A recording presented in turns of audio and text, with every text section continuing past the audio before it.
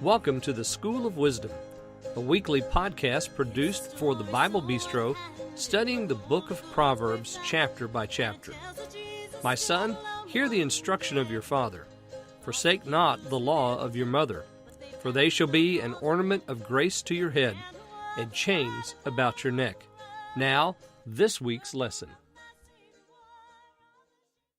Hey there, friends. Welcome back to the School of Wisdom. This week, Proverbs chapter 6. And we're meeting here in the Bible Bistro. Welcome. Bible Bistro hosts not only the School of Wisdom podcast, but also Daily Dose Radio, which is a 5-minute a day, 5-day week, studying the Psalms verse by verse podcast, and the Creek Road Baptist Pulpit, which is a podcast featuring the sermons preached at Creek Road Baptist Church. Those are expository sermons. You'll enjoy them. They're great Bible teaching material. Today we're looking at chapter 6 in the book of Proverbs, and we have two My Son lessons here. We've noticed that in the last couple of chapters, we've had each chapter's contained 3 My Son lessons. This one just has 2. This is 35 verses long, and we're going to talk about some very specific things today. We're going to talk about the idea of handling debt, how to handle it, about diligence in our work, the 7 things. We'll talk about the 7 things today. And then in the second lesson, we're going to talk about adultery and the strange woman. She comes back here in chapter 6 as well, and we'll talk about that. But it's not just the strange woman and avoiding her. No, this is also about the foolishness of adultery. So we'll begin with verse 1. My son, if thou be surety for thy friend, if thou hast stricken thy hand with a stranger, thou art snared with the words of thy mouth, thou art taken with the words of thy mouth. Well, let's end our reading there with verse 2 and look at these 2 verses. First, we have the first My Son lesson. So here students are being instructed by the teacher. If you be surety for thy friend. What in the world does that mean? So here he sets up this condition for us. If this has happened to you, surety for your friend. Well, surety here means a pledge. You've taken a pledge to pay off someone else's debt. Okay, we do this a lot in our culture. Parents, grandparents are sometimes asked to be a second signer on a loan for a child, or you're a second signer on a loan for a friend or a family member or a coworker or something like that. So you've taken the pledge to pay someone else's debt.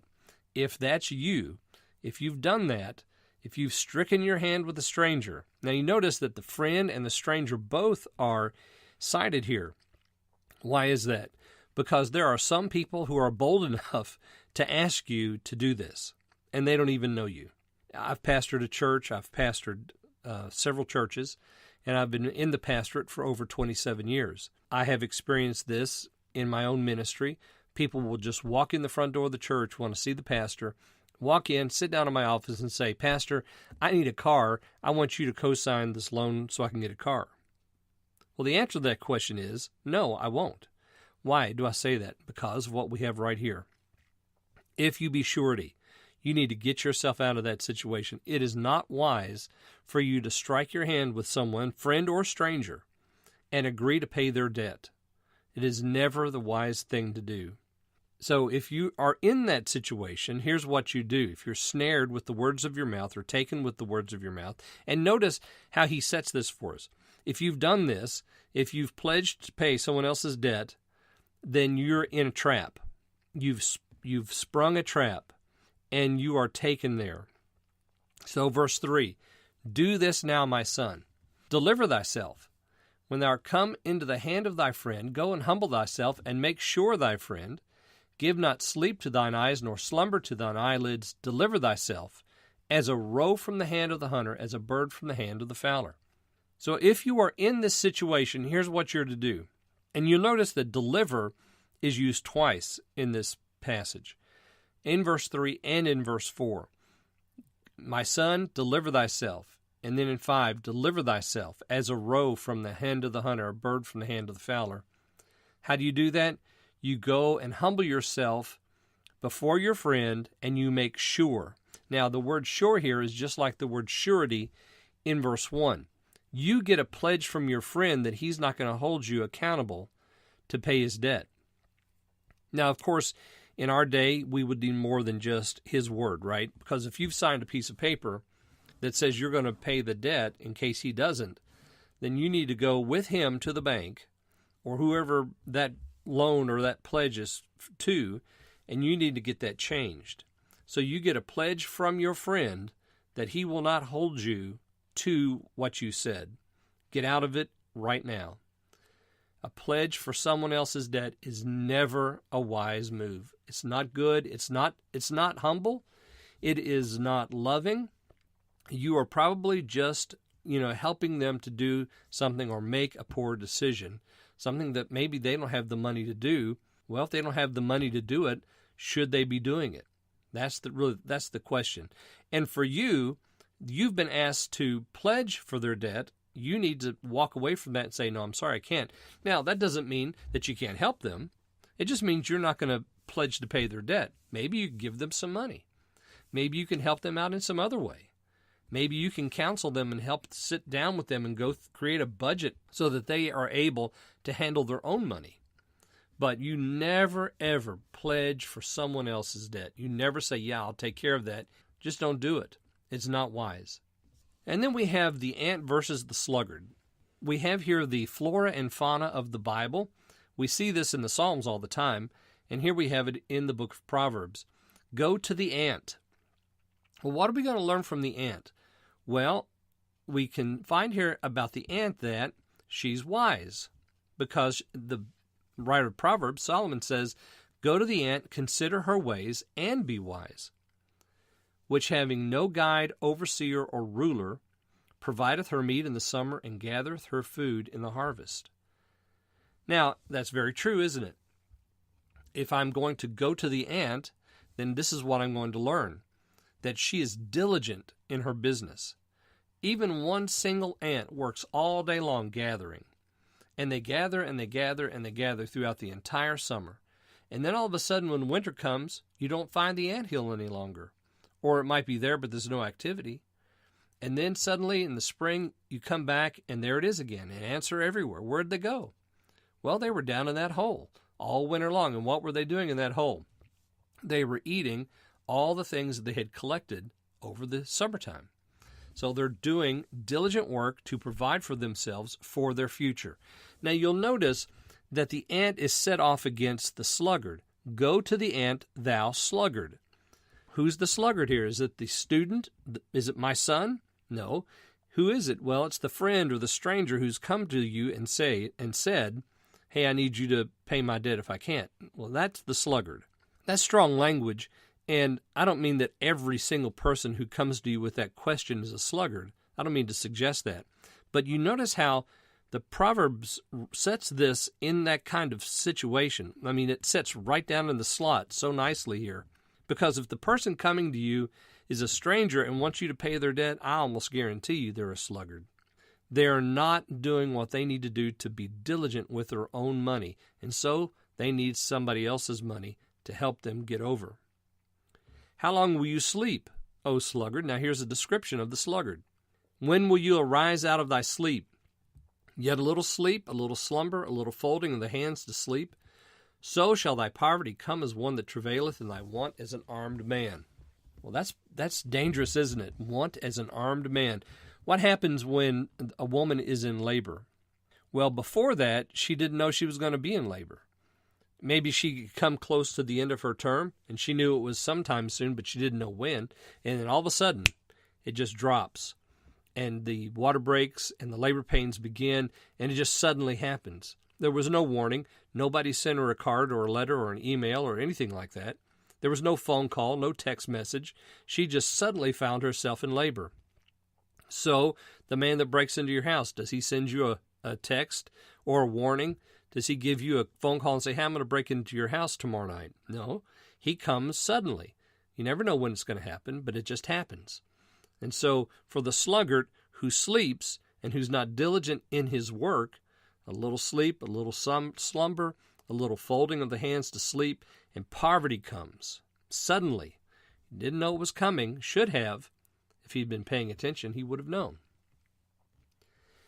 Now, in verses 12 through 19, if you have the outline, and I hope you do have the outline, you can find it on my-dailydose.com, my-dailydose.com. Go there, click on the page that's entitled Blog. You'll find all of these outlines there. Just scroll down through there until you come upon the outline for the chapter you're looking for. In this case, it would be chapter 6. Open the blog up, and then there'll be a link there to a PDF file, and you can open that, and you can use it right there on your machine, or you can print it out for your own use, however you want to do it. And these, of course, are free of charge. So if you're able to, I would highly suggest using the outlines as we study. So we have this entitled 7 Things, and you'll notice that I have it situated in 2 columns. The naughty person begins us here in verse 12. A naughty person, a wicked man.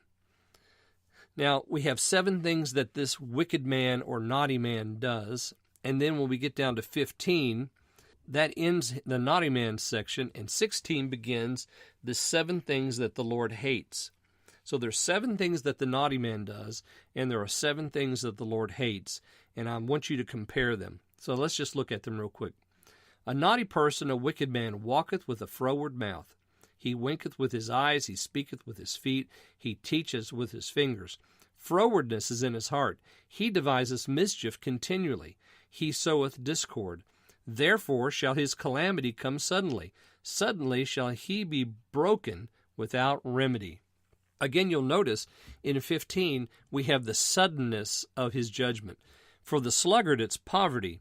For the naughty person, it's being broken without remedy. His calamity, it's a calamity that comes on him. Now, the word naughty here is an interesting translation, but the actual Hebrew word is a man of Belial. So this is not a good guy. He is wicked. He is disgustingly wicked. He is a bad man all the way around. And this is what he does. These 7 things describe him. Then we have the 7 things the Lord hates. Notice verse 16. These 6 things doth the Lord hate, yea, 7 are an abomination unto him. A proud look, a lying tongue, and hands that shed innocent blood, and heart that deviseth wicked imaginations, feet that be swift in running to mischief, a false witness that speaketh lies, and he that soweth discord among brethren. Do you see any similarities between the 2 lists? Sure you do. If you look at just real close, you have in verse 12, the mouth. In verse 13, the eyes and the feet and the fingers. In verse 14, the heart. And then over in 17, you have the look, the tongue, the hands, the heart, and the feet. So it's real easy just to go and compare these 2 lists, and they're very much alike. So what the naughty man does is also what the Lord hates. And the things that the Lord hates are described here kind of give us insight into what it is the naughty man does. For example, he speaketh with his feet, there in verse 13. Over in verse 18 it says that he has feet that be swift in running to mischief. So we understand what he's saying with his feet. I'm going to mischief.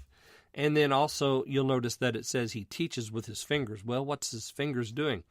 There in verse 17 it says that the Lord hates hands that shed innocent blood. So we know what the naughty man's up to. He's teaching something. What is it? He's teaching how to shed innocent blood. And all of these things can be compared with the commandments. So do a comparison between the list of 7 on the left side and the list of 7 on the right side and see what you come up with there.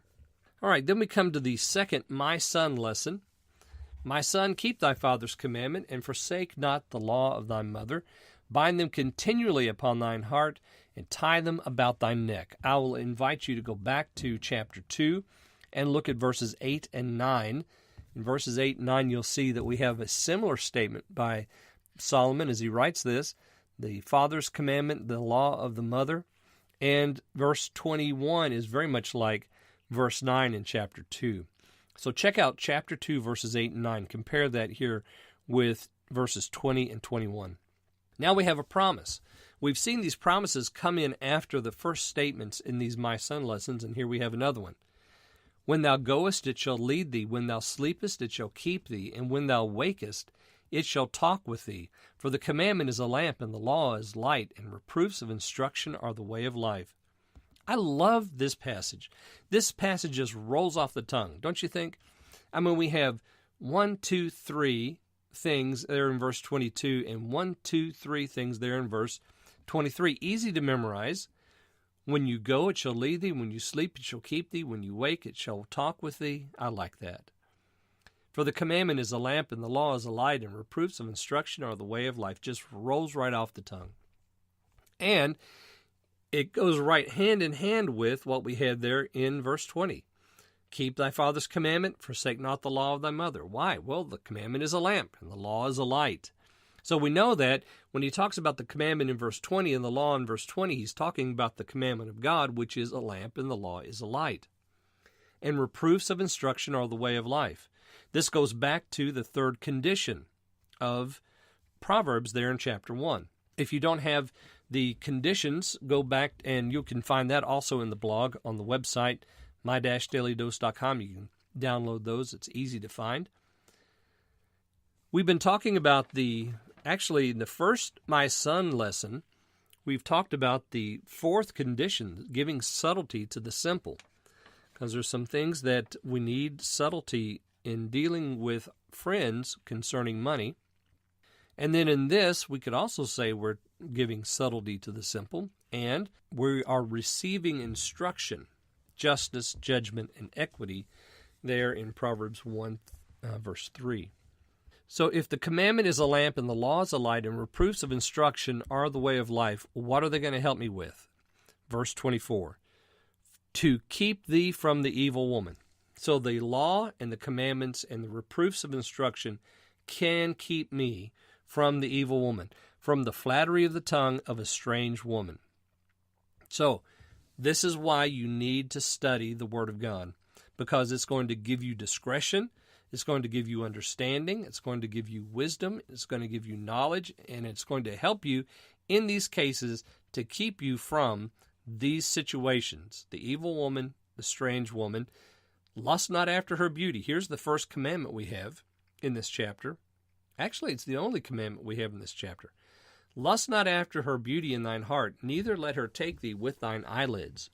So we find out that that this woman, the strange woman, the adulteress, she's beautiful, and she has eyelids that can capture a man.